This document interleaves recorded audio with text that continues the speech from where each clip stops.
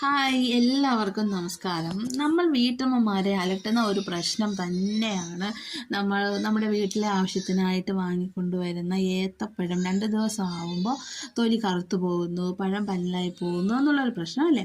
അപ്പം അതിനൊരു അടുക്കള ടിപ്പുമായിട്ടാണ് ഞാനിന്ന് വന്നിരിക്കുന്നത്. വേറൊന്നുമല്ല, നമ്മുടെ കുറച്ച് ന്യൂസ് പേപ്പർ എടുക്കുക. ന്യൂസ് പേപ്പർ എടുത്തതിന് ശേഷം ആ പഴത്തിൻ്റെ ഞെട്ടില്ലേ, ആ ഞെട്ടിനെ കവർ ചെയ്തൊന്ന് പൊതിഞ്ഞ് വെക്കുക.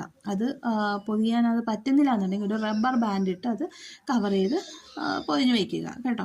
ഇത് ഞാൻ ഇന്ന് 3 ദിവസമായ പഴമാണ്. ഞാൻ ഇങ്ങനെ വച്ചത് കൊണ്ടാണ് ആ തൊലിയൊന്നും കറുക്കാഞ്ഞതൊക്കെ.